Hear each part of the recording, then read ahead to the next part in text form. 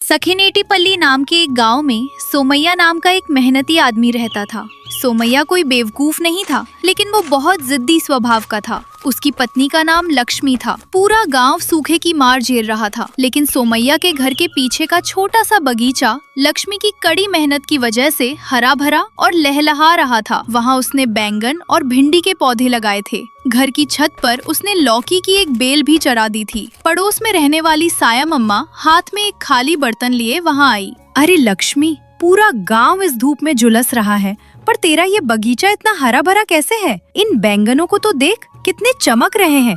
इस रेतीली जमीन में तूने ये सब कैसे उगाया? मिट्टी में क्या रखा है साया मम्मा, सब मन की लगन पर निर्भर करता है। मुझे पता चला कि नहर के पास अच्छी काली मिट्टी है, तो मैं रोज 2 टोकरी मिट्टी यहाँ लाती थी। चावल धोने का पानी और रसोई का कचरा सब यही डाला। देखो, ये धरती माँ हमें कभी धोखा नहीं देती। सच कह रही हो लक्ष्मी, पर क्या फायदा? बगीचे में सब्जियां तो हैं, पर क्या घर में पकाने के लिए एक दाना चावल भी है? मेरा हाल देखो, 2 दिन से चूल्हा नहीं जला। बच्चे भूख से तड़प रहे हैं। सिर्फ सब्जियां खाकर बिना चावल के पानी के पेट कैसे भरेगा? मैं तुम्हारा दुख समझ सकती हूँ साया मम्मा, मेरे घर के भी यही हालात हैं। इस लौकी की बेल को देखो, फल कितने भारी होकर लटके हैं। इन्हीं की वजह से इस सूखे में हमारी जान बची हुई है।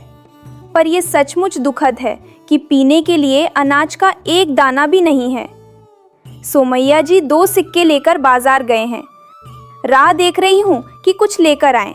आखिर इस साल बारिश क्यों नहीं हुई लक्ष्मी? बड़े बुजुर्ग कह रहे हैं कि गांव को कोई श्राप लगा है। ये कोई श्राप नहीं है साया मम्मा, ये तो प्रकृति का एक इशारा है। बारिश आने से पहले हवा में एक खास तरह की नमी की महक आती है, जो इस बार तेज धूप के बावजूद नहीं आई। और उन प्रवासी पक्षियों को देखा, वे इस साल जंगल की तरफ न जाकर गांव के बाहर तालाब के पास ही रुक गए। यानी उन्हें पहले से पता था कि जंगल में पानी नहीं होगा, बस हम इंसान ही नहीं समझ पाए। अरे बाप रे, तुम इतनी समझदार हो लक्ष्मी। मुझे नहीं पता था कि प्रकृति को ऐसे भी समझा जा सकता है। सब लोग उस जमींदार के कर्ज के भरोसे बैठे हैं, पर तुम्हारी तरह खुद से कुछ करने की कोई नहीं सोच रहा। कर्ज एक दलदल है साया मम्मा। जमींदार चलपति जी जो सिक्के देते हैं, उसके पीछे हमारी 60 टुकड़ा जमीन पर उनकी नजर है।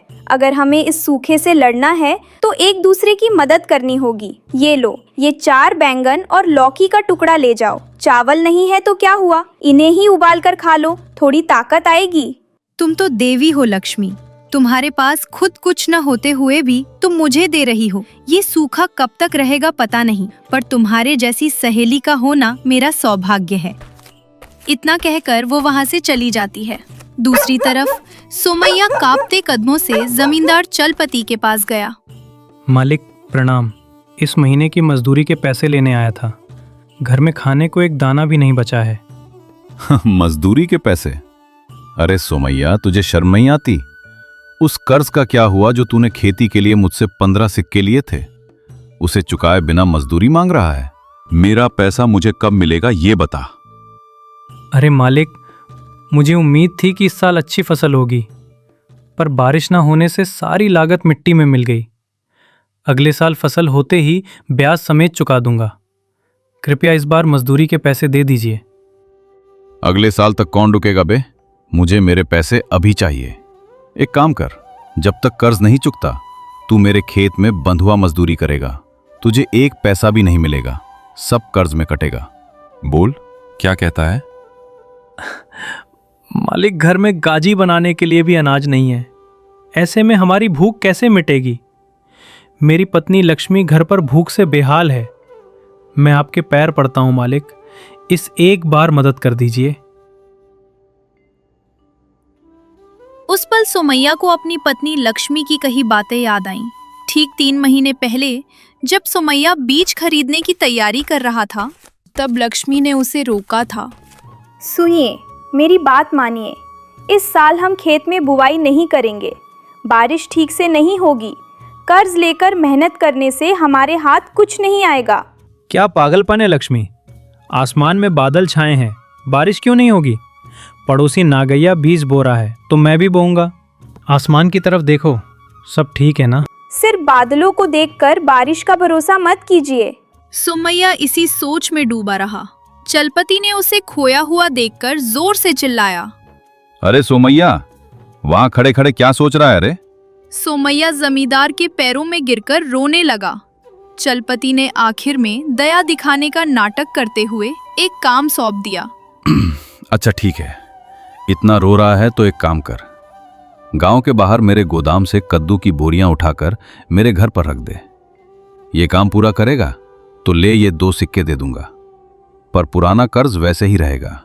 सुमैया ने कड़ी मेहनत करके वे बोरियां ढोईं और वे 2 सिक्के लेकर खुशी खुशी बाजार से कुछ अनाज खरीदकर घर की ओर चल पड़ा। देखा मुत्यालू, उन 2 सिक्कों को पाकर वो कितना खुश होकर जा रहा है। उसकी गरीबी ही उसके लिए अमृत जैसी बन गई है। तू क्या कहती है? हाँ मालिक, वो लड़का बहुत सीधा था, लेकिन वो अपनी जमीन के 7 टुकड़े आसानी से नहीं देगा। वो मर जाएगा, लेकिन वो इसे नहीं देगा। वही तो मेरे सीने की जलन है मुत्यालू।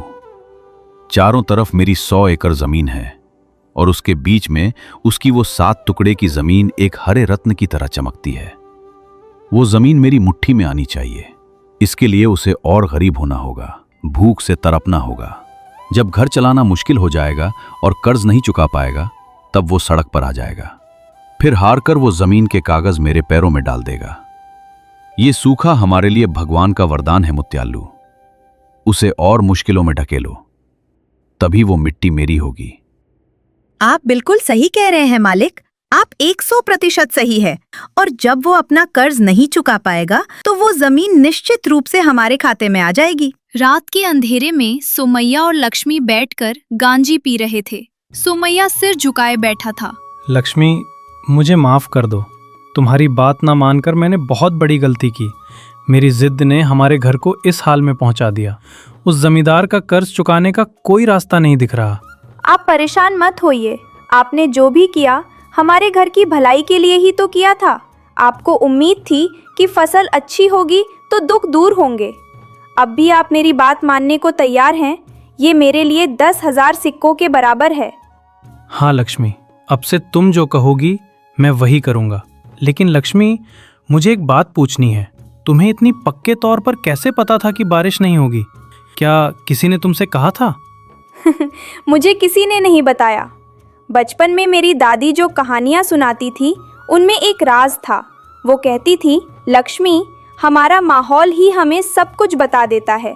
हवा के चलने के रुख से, शाम के वक्त आसमान के रंग से और खासकर प्रवासी पक्षियों के आने से हम जान सकते हैं कि बारिश होगी या नहीं।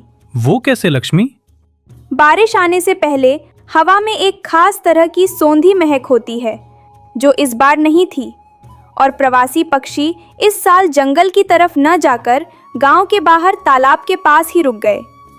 उन्हें पहले से पता था कि जंगल में पानी नहीं होगा। बस यही सब मैंने अपनी आंखों से देखा। लक्ष्मी, तुम इतनी समझदार हो। तुम्हारी इस समझदारी की कद्र ना करने की वजह से हम इस हाल में हैं। तुम इन 4 दीवारों के बीच रहने के लिए नहीं बनी हो।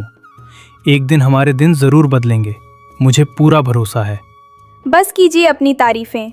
चलिए अब सो जाते हैं, कल फिर काम पर जाना है। अगले दिन सुमैया को तेज बुखार आ गया। बुखार के कारण वो 2 दिन काम पर नहीं जा सका। जब जमींदार चलपति को ये पता चला तो वो गुस्से में आग बबूला होकर सुमैया के घर आ धमका। ओए सोमैया, कहाँ छुपा है रे?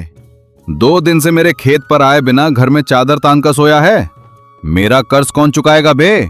बाहर निकल। लक्ष्मी बाहर आई और हिम्मत से सामने खड़ी हो गई। मालिक प्रणाम।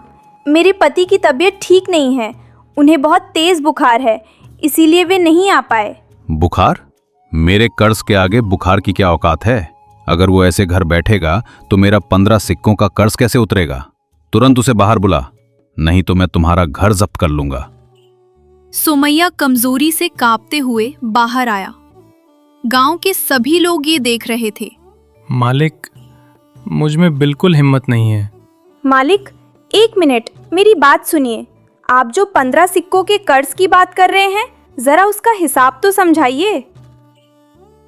ओहो, अब सुमैया की लुगाई मुझसे हिसाब मांगेगी। सुना मुत्यालू, अच्छा सुन, तेरे मर्द ने 1 साल पहले बीजों के लिए 10 सिक्के लिए थे। उस पर 5 सिक्के का ब्याज जोड़कर कुल 15 सिक्के हुए। बहुत अच्छे मालिक, 10 सिक्कों पर 1 साल का 5 सिक्के ब्याज, क्या ये सरासर अन्याय नहीं है? और मेरे पति पिछले 3 महीनों से आपके खेत पर बिना एक भी पैसा लिए काम कर रहे हैं। क्या आपने उस मजदूरी का हिसाब लगाया? वो तो मैं कर्ज में काट रहा हूं ना। ठीक है, अगर हम रोज का आधा रुपया भी जोड़ें तो 3 महीने यानी 90 दिनों के 45 रुपए होते हैं, यानी करीब 8 सिक्के। 10 सिक्कों के मूलधन में से अगर 8 सिक्के घटा दें तो सिर्फ 2 सिक्के बचते हैं। क्या उन 2 सिक्कों के लिए आप किसी की जान ले लेंगे? और ऊपर से परसों जो कद्दू की बोरियां उठाने के बदले आपने 2 सिक्के दिए थे, उसे जोड़ लें तो पूरा कर्ज तो वहीं चुकता हो गया। गांव के लोगों ने हैरानी से अपनी उंगलियां दांतों तले दबा ली। चलपति का चेहरा पीला पड़ गया। ये कैसे हो सकता है? क्यों नहीं हो सकता मालिक? हिसाब तो हिसाब होता है। आप सीधे साधे लोगों को अनपढ़ समझकर धोखा देते हैं, लेकिन हमारी मेहनत की भी कीमत होती है। अब बहुत हुआ, हमारा कर्ज पूरा हो चुका है। अगर अब एक शब्द भी और बोला तो मैं आपको पंचायत के बीच खड़ा कर दूंगी। अच्छा ठीक है, कोई गलतफहमी हो गई होगी। चलो रे मुत्यालू यहाँ से। चलपति के भागने के बाद सुमैया अपनी पत्नी को बड़ी हैरानी से देखने लगा। उसका ये गणित और उसकी ये हिम्मत उसके लिए बिल्कुल नई थी। लक्ष्मी, मेरी आंखों के सामने ये क्या हो गया? वो जमींदार चलपति सिर झुकाकर चला गया। मुझे तो यकीन ही नहीं हो रहा। तुम्हें ये सब कैसे पता लक्ष्मी? मैं सोचता था कि तुम्हें बस प्रकृति की समझ है, पर तुम्हें ये हिसाब किताब भी आता है। ये सब कब सीखा? हिसाब का मतलब सिर्फ किताबों में लिखे अंक नहीं होते। हम जो रोज काम करते हैं उसमें भी एक हिसाब होता है। जब आप धूप छांव की परवाह किए बिना खेत में पसीना बहाते थे तो मैं यहाँ रसोई में अनजान बनकर नहीं बैठती थी। आप किस दिन काम पर गए और कितने घंटे काम किया, ये मैं हमारी मिट्टी की दीवार के पीछे छोटे पत्थरों से याद रखती थी। पत्थरों से? वो कैसे? हाँ, आपके काम पर जाने वाले हर एक दिन के लिए मैं एक इमली का बीज अलग करके एक मटके में रखती थी। मुझे पहले ही समझ आ गया था कि जमींदार जो कर्ज देता है और जो ब्याज जोड़ता है उसका कोई मेल नहीं है। इसलिए मैं चूल्हे के पास कोयले के टुकड़े से जमीन पर हिसाब लगाकर देखती थी। हमारा खून पसीना बहाकर की गई कमाई किसी और की जेब में न जाए, बस यही मेरी कोशिश थी। सच कह रही हो लक्ष्मी। आज जब तुम जमींदार को हिसाब सिखाकर भगा रही थी तो गांव वाले तुम्हें साक्षात देवी सरस्वती की तरह देख रहे थे। वो मुत्यालू तो बस मुंह खोले देखता ही रह गया कि मेरी पत्नी कितनी समझदार है। लक्ष्मी की इस बुद्धिमानी पर पूरे गांव ने तालियां बजाईं। उस दिन के बाद से सखिनेटीपल्ली गांव में सुमैया और लक्ष्मी बड़े सम्मान के साथ जीने लगे। शिक्षा सिर्फ अक्षरों में नहीं बल्कि व्यावहारिक ज्ञान और लोक समझ में भी होती है। एक समझदार पत्नी सिर्फ घर की बहू ही नहीं होती बल्कि पूरे परिवार को हिम्मत और भरोसा देती है। हाँ।